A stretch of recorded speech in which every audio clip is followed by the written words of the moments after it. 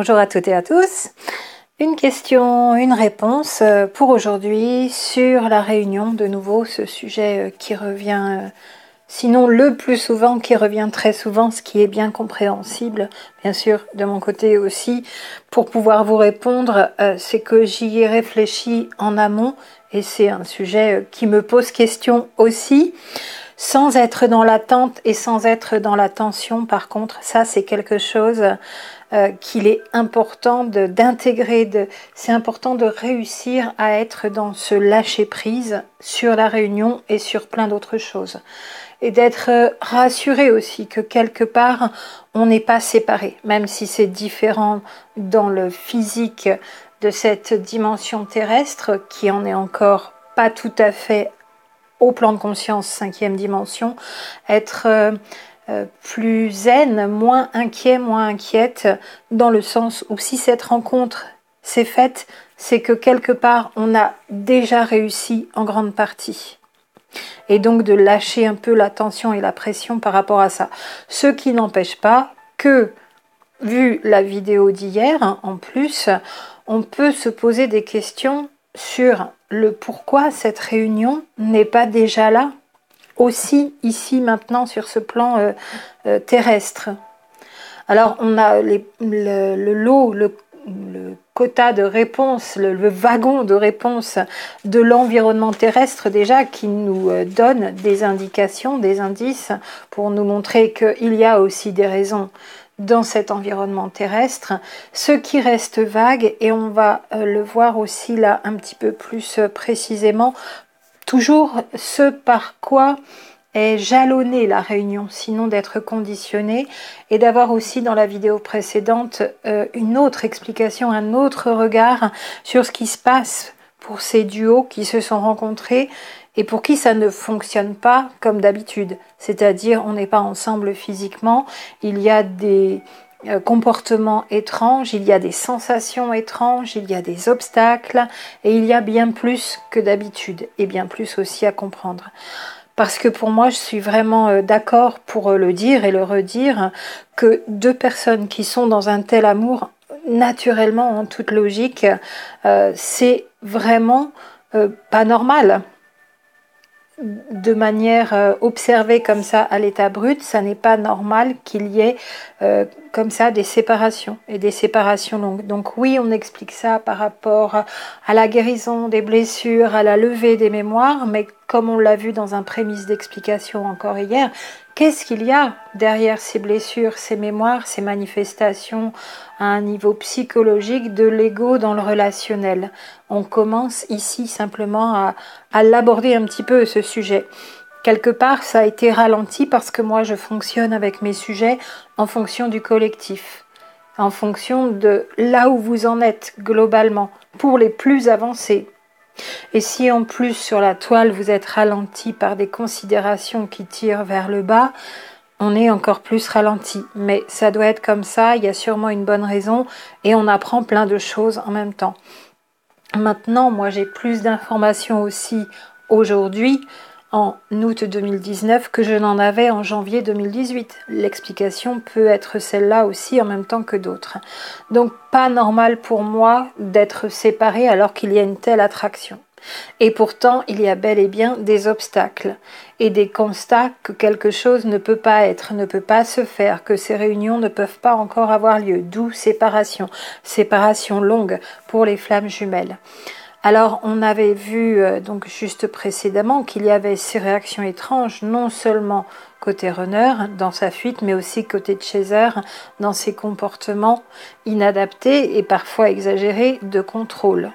Comportement ponctuel, même si ça arrive à plusieurs reprises, de contrôle. Être dans le contrôle ne fait pas d'une personne une personne contrôlante, j'aime à le répéter tant qu'il le faudra ici. Donc, j'ai tenu compte de cette capacité du collectif, bien sûr, pour avancer sur certains points. Et là, c'est une réponse qui va être assez simple, fonction de ce qu'on a déjà vu sur la chaîne, finalement. Donc la rencontre FJ, la rencontre flamme jumelle, est bien sûr une histoire d'amour. Une une magnifique, une énorme, une puissante histoire d'amour, puisqu'il y a cette attraction qui est encore plus forte que dans toutes les autres rencontres. Donc la rencontre flamme jumelle est bien aussi une histoire d'amour, comme toutes les rencontres où on est en amour. Et puis il y a celle un petit peu avant où on tombe amoureux, tombe amoureuse, où il y a encore de la dépendance affective, un peu ou beaucoup, où ça peut être une passion, ça peut être destructeur, mais ce sont des histoires d'amour. Et la relation, la rencontre flamme jumelle aussi bien sûr. Un amour sincère et authentique par contre. Et délivré de l'incomplétude de l'être, quand il peut se vivre aussi en présence, l'un à côté de l'autre, en réunion donc. Ça n'est pas un amour de surface, la romance hollywoodienne, comme je l'avais montré dans cette petite série de plusieurs vidéos, pas non plus une passion amoureuse destructrice, pas non plus un amour platonique, pas non plus une relation où on pourrait tolérer des choses inacceptables comme dans la relation avec une personne perverse narcissique. Il y a tout ce que n'est pas la relation pour définir tout ce qu'elle est. Et pour notre question ici, à savoir la réunion peut-elle intervenir avant d'avoir guéri toutes nos blessures, des deux côtés bien sûr, on va voir les points qui nous permettent de répondre à cette question. Donc le premier point déjà, c'est qu'il est important de voir quel est votre lot de blessures.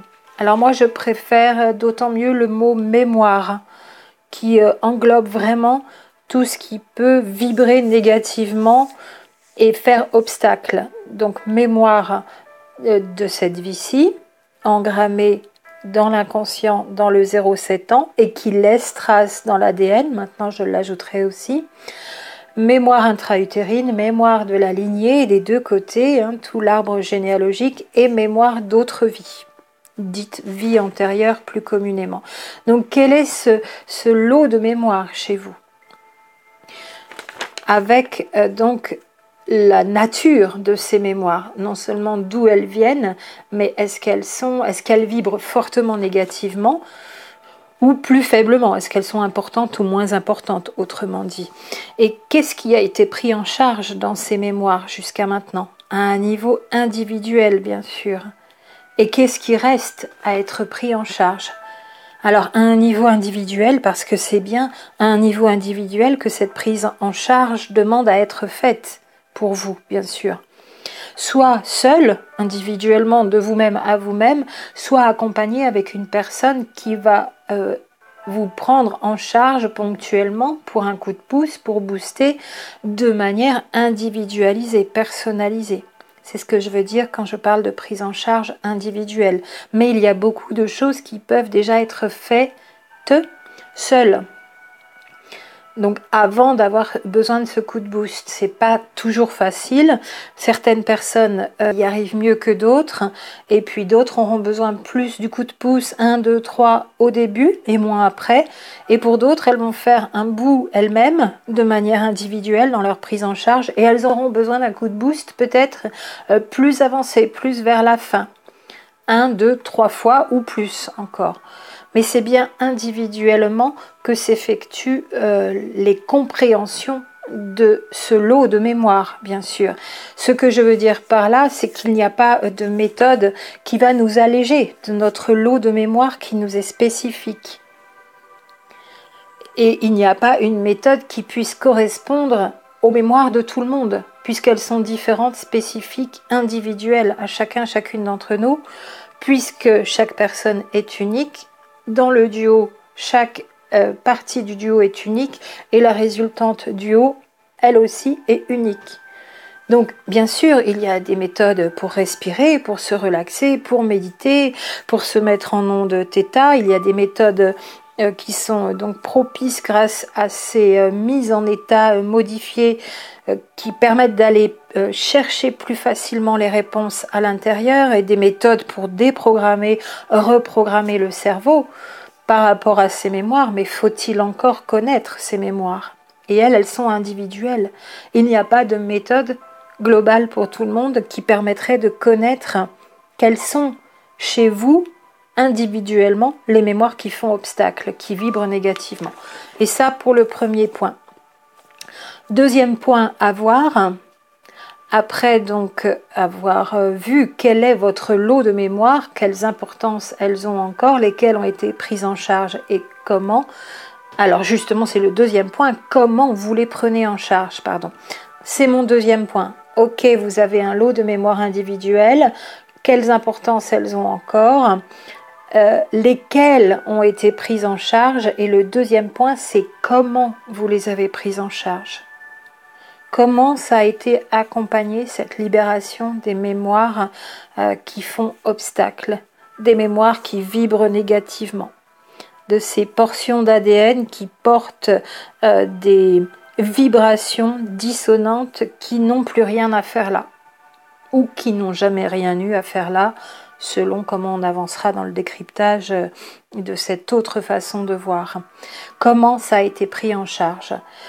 De plus, en tenant toujours compte que la plupart de ces mémoires sont enfouies dans l'inconscient, en se souvenant que nous fonctionnons à plus de 80% dans l'inconscient. Nous n'avons qu'environ 20% de conscience de ce qui est en nous, des souvenirs, des mémoires, de ce qui vibre négativement, de ce qui se passe à l'intérieur du corps, de ce qui bloque, de ce qui fait obstacle, de ce qui met l'autre à distance. Tout cela, c'est principalement dans l'inconscient.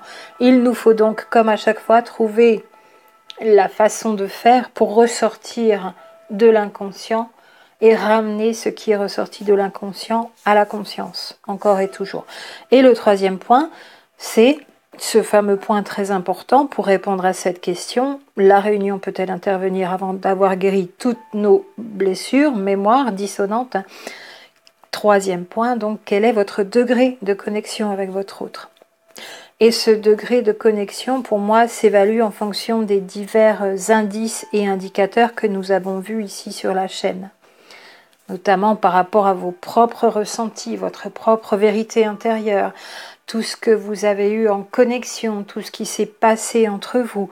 Et si besoin de vérifier pour l'opposer au monde extérieur, il y avait cette vidéo qui peut peut-être un peu gêner, voire même déranger.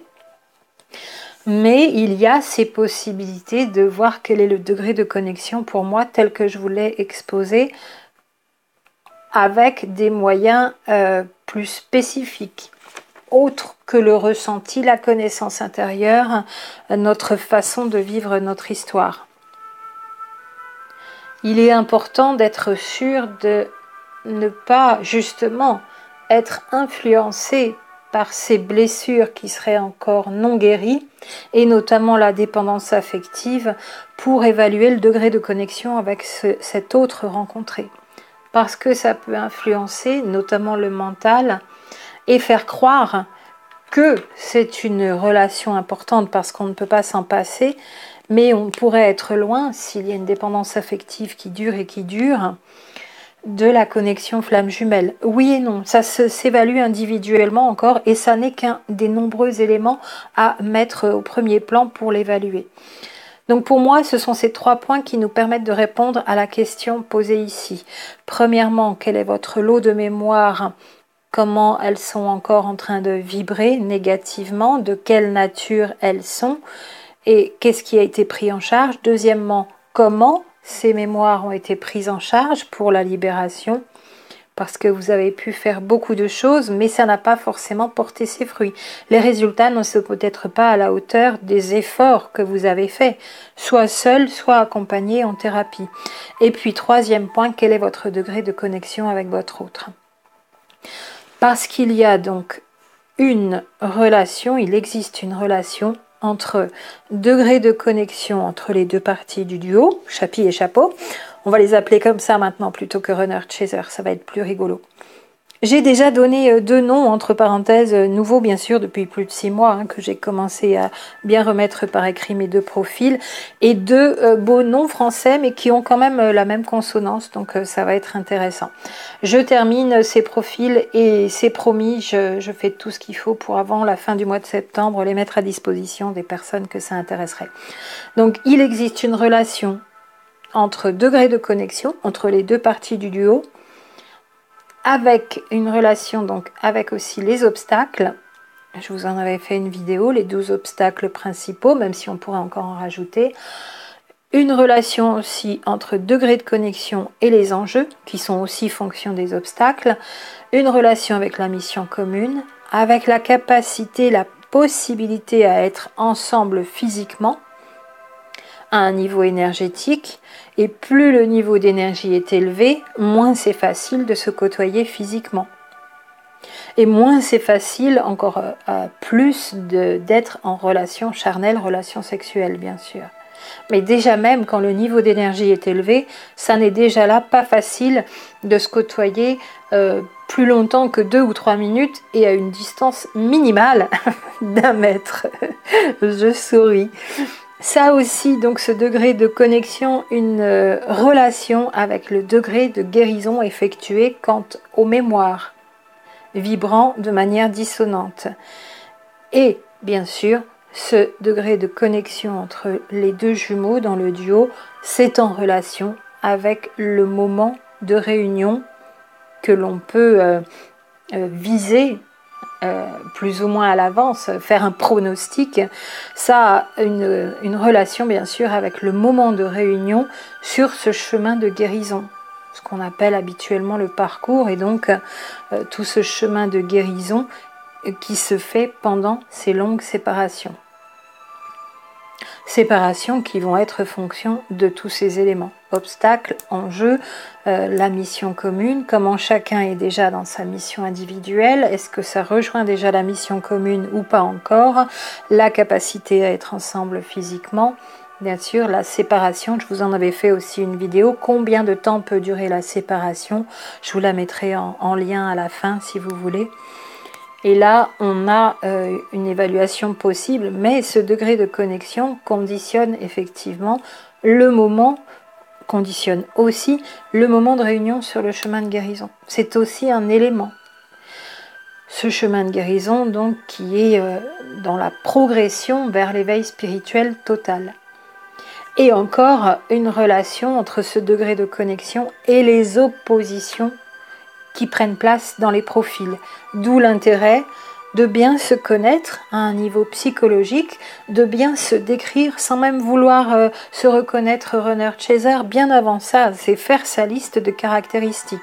Je suis comme ça, comme ça, comme ça, comme si, j'ai mes défauts, j'ai mes qualités, je me fais 2 colonnes et je fais pareil pour mon jumeau. Et ça, c'est très intéressant. Et donc ces oppositions dans les profils, une fois qu'on se reconnaît plus en tant que runner ou chaser, si on s'y reconnaît beaucoup, pour moi ça ressemble plus à la relation. Mais si je dis ça, tout le monde va vouloir se reconnaître runner à fond ou chaser à fond pour absolument être dans la relation flamme jumelle. Là aussi, ne vous cognez pas sur de l'absolu qui a besoin d'être posé pour que les choses, il y ait une trame précise qui nous guide, mais soyez honnête et sincère et authentique aussi par rapport à cela avec vous. Vous êtes d'abord ce que vous êtes et vous n'avez pas un petit peu à transformer ou à travestir ce que vous êtes pour être autrement et pour vous retrouver dans un profil, pour le dire. Donc faites d'abord votre liste avant même de vouloir vous retrouver dans un profil runner ou chaser. Et ça vous donnera en relation aussi un indice pour votre degré de connexion. Ça va y participer. Tout cela, c'est des choses plus ou moins mentales, intellectuelles que vous pouvez faire par vous-même, mais en toute honnêteté. Et vous m'entendez dire depuis quelque temps aussi qu'être flamme jumelle, cela s'apprécie en fonction de ce fameux degré de connexion. Voilà, qui lui, si on voulait avoir des preuves concrètes, s'apprécierait en fonction de ces éléments déjà exposés dans cette vidéo il y a quelque temps, que je vous remettrai aussi en lien si vous voulez à la fin.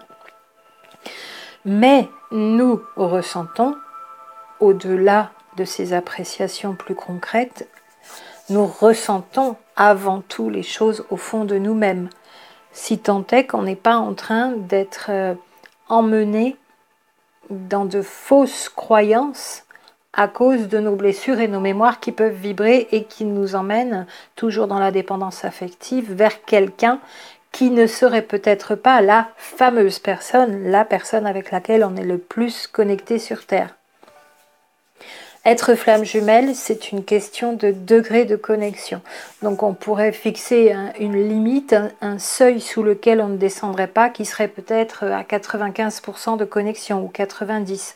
Et puis avant, on aurait le 75-95 qui serait âme jumelle. Et puis tout ce qui est de 0 à 75%, ce serait les âmes sœurs. Et il faudrait là voir quelles sont les manifestations dans les relations karmiques. Et je tiens à l'extérieur, bien sûr, les relations toxiques et relations avec pervers narcissiques. Je ne les mettrai pas sur cette ligne de répartition des relations d'âme, des rencontres d'âme. Donc, fonction du degré de connexion pour la relation flamme jumelle. Ou alors, autrement dit, c'est être connecté à 100%, si vraiment je voulais aller dans cette définition-là, qui est plus la mienne depuis quelque temps. Être flamme jumelle, ce serait être 100% connecté. Donc on peut être à 95, 96, 97, pour moi, ça s'appellerait déjà une relation flamme jumelle. Et puis plus on descend en degré de connexion, avec tous les éléments qui nous permettent d'apprécier cette connexion, en toute honnêteté, en regardant ce qui est, sans rien changer à ce qui est constaté, eh bien on serait plus donc dans des connexions un petit peu moins fortes et âme jumelle. Donc vous savez, j'ai fait la différence entre âme jumelle et flamme jumelle, et vous avez cette vidéo posée où c'est comme deux troncs d'arbres sous un parapluie de feuilles aussi végétalisées. C'est très joli, c'est deux manteaux comme l'écorce des troncs d'arbres. Vous la retrouverez en faisant une recherche sur les différences, parce que je n'ai pas le numéro là tout de suite à vous donner. Donc être flamme jumelle, pour moi, on pourrait dire que c'est être connecté à 100%. Et si ce degré de connexion a des correspondances avec tous les éléments que je viens de citer, alors on est flamme jumelle avec... Donc on est dans une relation, une rencontre flamme jumelle où, de fait, de manière claire, il y a beaucoup les obstacles sont importants, soit en puissance, soit en nombre, soit en puissance plus en nombre, la totale. Et de la même façon, dans cette connexion à 100% ou qui s'en rapproche, il y a beaucoup d'obstacles ou des puissants obstacles et de forts enjeux. Et une mission commune qui va avoir un impact plus important sur le collectif. Pas qu'il n'y ait pas de mission commune pour d'autres duos, bien sûr, mais elles auront des impacts moins importants sur le collectif. Ce sera plus local, ou ce sera dans des domaines où ça va moins impacter la communauté terrestre, la communauté humaine. De par aussi la mission individuelle qui est déjà mise en route. Plus on est déjà dans sa mission individuelle de vie, plus on se rapproche de la mission commune, qui est en relation avec la mission individuelle. Elles se complètent l'une l'autre, ces deux missions de vie individuelle, pour pouvoir alimenter cette capacité à aller jusqu'au bout dans la mission commune. La raison de se rencontrer aussi de ces duos, de ces des individus, de chacune des personnes dans ces duos. Et puis, bien sûr, 100% de connexion, ça va aussi de pair avec une grande difficulté à supporter l'énergie de l'autre, à pouvoir être là à côté de l'autre sans se sentir énormément bousculé. C'est difficile plus il y a de connexion. On ne peut rester, comme je le disais tout à l'heure, qu'un peu de temps, l'un à côté de l'autre. On n'est même pas l'un avec l'autre ici, dans ce dont je parle, et encore moins l'un dans l'autre. Pas pour l'instant. Pour certaines et certains, ça n'est pas possible. Grande précision ici, ça n'est pas parce que vous n'êtes pas encore avec cette autre personne que vous avez rencontrée et que vous êtes éloigné que ça viendrait prouver que c'est cette personne avec laquelle vous êtes la plus connecté sur Terre. Ça peut avoir d'autres explications. Encore une fois, regardez tous les éléments de ce qui se passe tout au long de la séparation, comment vous progressez, comment vous allez mieux, comment votre vie change et s'améliore, comment vous êtes de plus en plus dans votre maison individuelle, mission individuelle, comment vous l'avez trouvée si vous ne l'aviez pas trouvée avant de rencontrer votre jumeau et que vous n'étiez pas encore dedans. Est-ce que vous progressez depuis cette rencontre? Est-ce que vous allez mieux physiquement, psychologiquement, émotionnellement et spirituellement, et intellectuellement, et financièrement, et matériellement? Est-ce que vous allez mieux? Parce que cet afflux d'énergie a tout amélioré, un peu ou beaucoup, dans la rencontre flamme jumelle. C'est aussi un indice et un indicateur. Pas forcément comme ça, en un claquement de doigts, de manière merveilleuse, le miracle de tout au tout, un peu ou beaucoup, selon les duos, encore une fois, mais il y a eu des changements, des chamboulements, mais aussi des améliorations. Il y a eu des pertes, des disparitions de certains pans de vie, pour certaines et certains d'entre vous aussi, mais pour du mieux, parce que ça n'était plus bon, ça ne nourrissait plus la personne.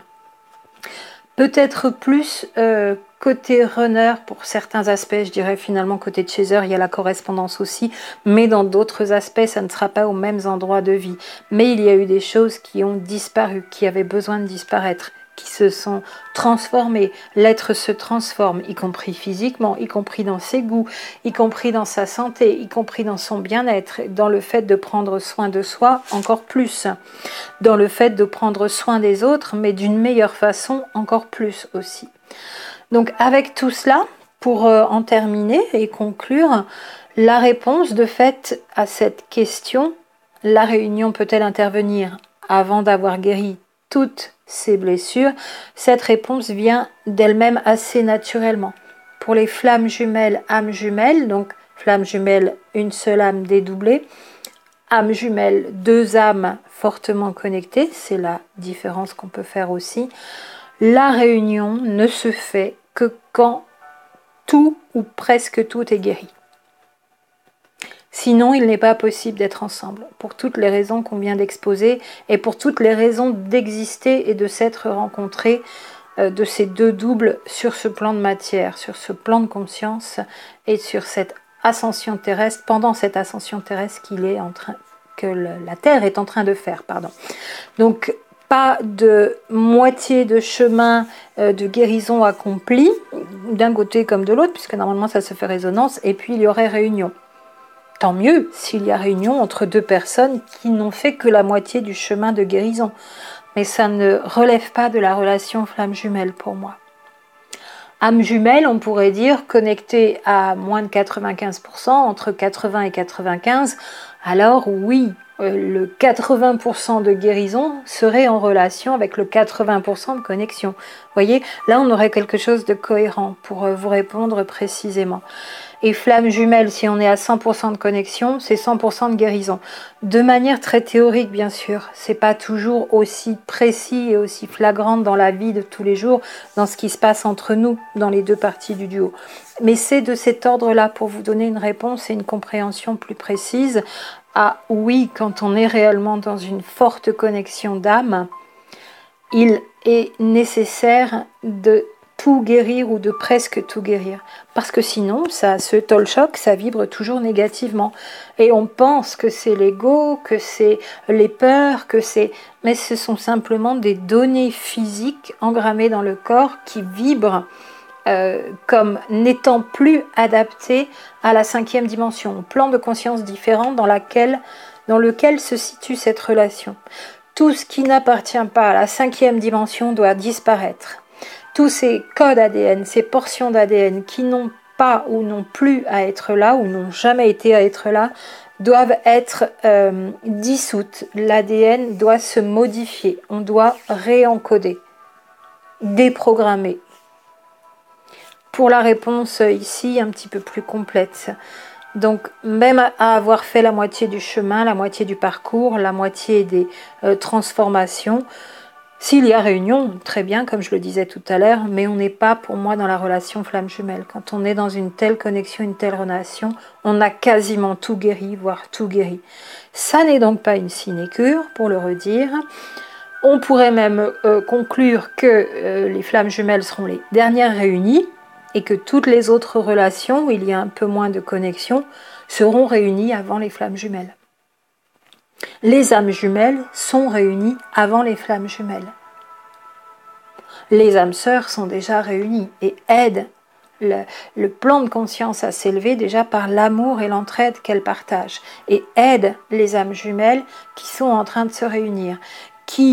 Tout ce lot d'âmes sœurs, donc ces familles d'âmes qui se rencontrent dans cette période terrestre particulière, aident par leur énergie les connexions à encore plus haute exigence. Donc une fois que les âmes jumelles seront réunies, beaucoup plus réunies qu'en ce moment, les premiers duos de flammes jumelles se réuniront aussi, fonction de tous ces paramètres, tous ces indices que l'on vient de voir. Une dernière petite précision encore, je vais le redire de temps en temps en ce moment parce que c'est proéminent sur la toile. C'est le jeu de YouTube, on l'accepte aussi si on est là, mais en même temps ça n'empêche pas de le dire. Pour toutes les personnes qui sont inspirées par certaines notions assez particulières que j'évoque tout au long de mes vidéos, sachez que si vous n'avez pas fait le travail vous-même et que vous parlez comme ça dans un discours présenté sur YouTube aux personnes qui vont vous écouter, des milliers de personnes, elles vont trouver ça intéressant aussi. Si elles ont été intéressées ici, qu'elles retrouvent le sujet ailleurs, elles vont trouver ça intéressant. Ça fera résonance. Mais si ça n'est pas votre travail personnel, à vous, youtubeurs, et que vous mettez ça dans votre discours, vous ne pourrez pas assurer le service après-vente, pour parler simplement. Et vous allez avoir des clients mécontents qui vont être au SAV en train de taper sur le comptoir et de vous faire réclamation. Alors pour l'instant, depuis quelques semaines, les réclamations, c'est moi qui les ai. En sachant qui a fait quoi. On ne peut pas, comme ça, s'exposer publiquement et puis faire un petit peu de la présentation sur l'extérieur et que ça n'est pas sa correspondance de travail solide à l'intérieur. Ça finit toujours par transparaître. Et en plus, ça peut faire du mal à certaines personnes qui ont besoin d'aide au passage. Et ça, c'est quand même vraiment dommage, plus que dommage, bien sûr. Donc je le redis, s'il y a des choses qui vous inspirent dans mes vidéos, mais que ça ne vient pas de votre travail personnel, que vous recevez des personnes, que vous appeliez ça thérapie ou autre chose, que vous vendiez des méthodes et que vous attiriez les personnes à vous en tant que youtubeur avec un discours qui n'est pas issu de votre travail, c'est en dissonance et ça n'est ni sincère ni authentique là aussi. Pour grand rappel. Voilà pour la réunion qui pour les flammes jumelles attendra quelque temps, mais ça n'est pas forcément les flammes jumelles qui réussiront les dernières, c'est ce que je voudrais dire. Elles arrivent derrière les âmes sœurs et âmes jumelles, bien sûr, et pourtant, il y aura des âmes jumelles qui ne seront pas encore réunies, et peut-être de très rares qui n'y arriveront jamais, alors que les premiers duos de flammes jumelles vont commencer. Parce qu'il y aura eu une puissance de résolution des dissonances qui aura été suffisamment déployé pour que tout ce qui fait obstacle et obstruction puisse être solutionné, dissous, transformé, et qu'on puisse passer au stade supérieur, au plan supérieur, que les corps soient ajustés. Je vous en parle aussi dans ces vidéos du quadruple ajustement, ça c'est aussi à voir en même temps pour compléter. Je vous remets deux vidéos déjà à la fin, et puis si j'y arrive, je vous en remets aussi en lien sous la vidéo les 3-4 à voir en même temps avec celle-ci, donc 4-5 au total. À tout bientôt pour la suite, prenez soin de vous et une belle soirée de pleine lune et de 15 août encore à vous avec toutes ces belles énergies dont on a déjà pu bénéficier puis qui vont se prolonger encore quelques jours, donc on prend tout. À bientôt.